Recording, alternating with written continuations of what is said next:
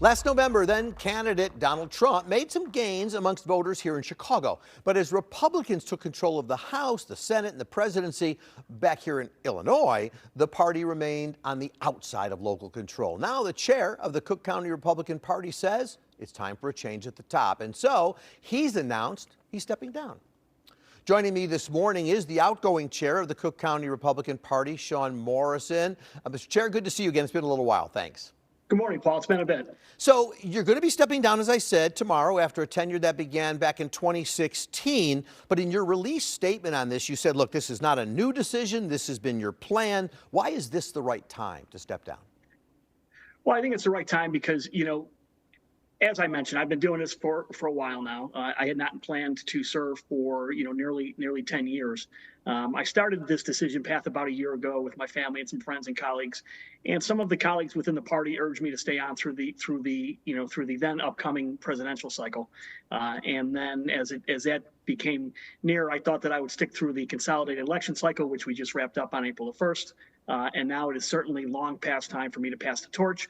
Let's bring in some fresh ideas, perspectives, and give that opportunity to some of my other colleagues that would look to maybe run forward this, maybe in the same way, maybe in a completely different way. I'll support whatever that looks like.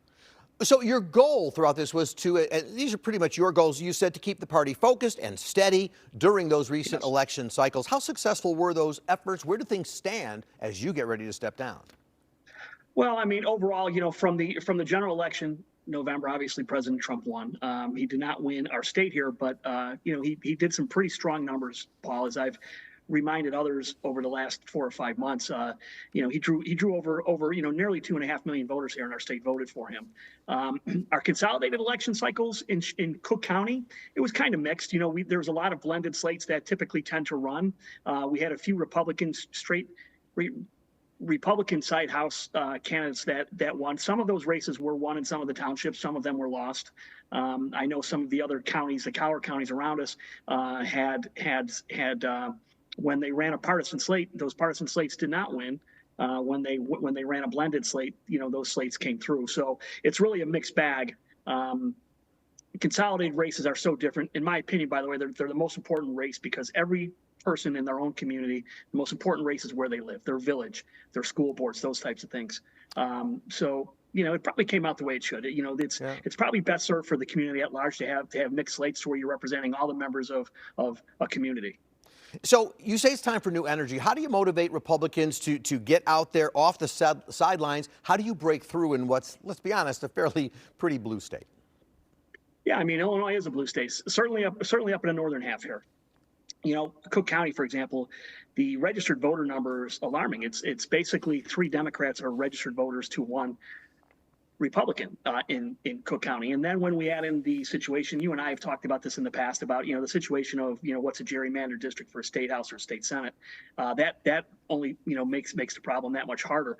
But in a lot of local races, there are certainly areas, certainly villages, municipalities, townships where there are a lot of Republican candidates that are serving in those offices. As you're probably aware, I'm the one and only currently Republican who serves on the Cook County board. So there are opportunities and there are races and there are districts that are you have an ability with a candidate that can appeal to both sides that can win those elections.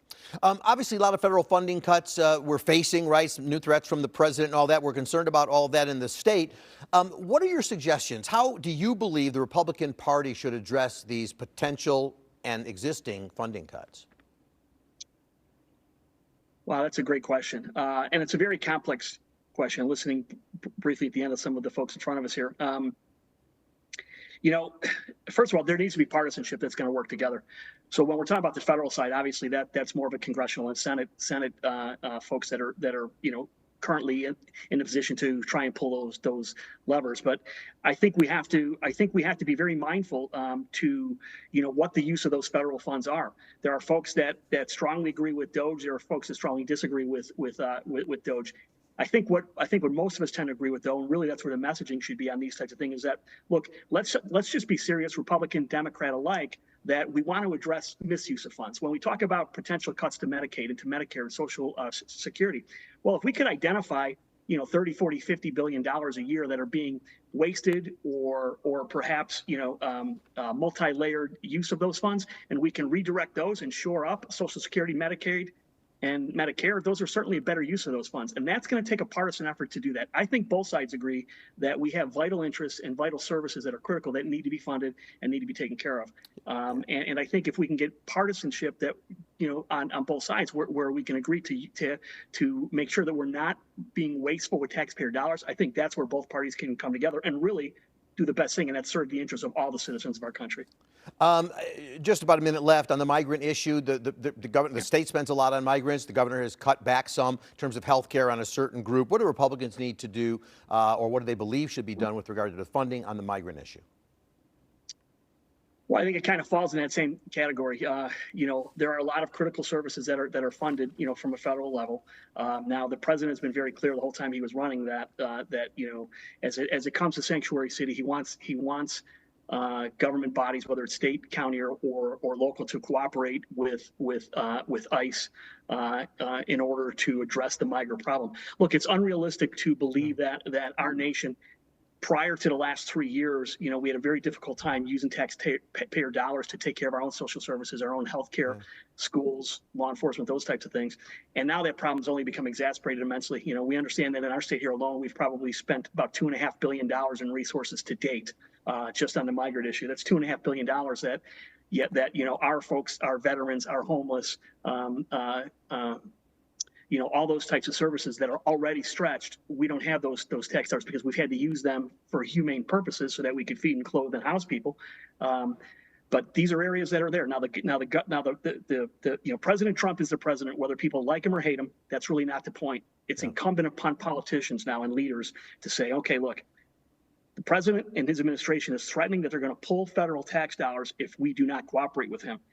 This is not a time for an ideological stance. These are time for pragmatism and leadership. And we have to say it's more important that we have funding so that we can take care of all of our citizens and our residents than it is to try and make an ideological statement. All right, Shawn Morrison, good luck as you step down from one role, but you still have others that you're going on with Palos Township and the Illinois Republican Committee. So good luck in all of those, and thanks for being with me. Thanks, Paul. It's good seeing you. You too. Thank you. Have a good Sunday. Okay. All right, we're going to take one more break, but don't go anywhere, because up next, it's a busy week ahead. City Council will take another look at Mayor Johnson's big housing plan. Stay with us.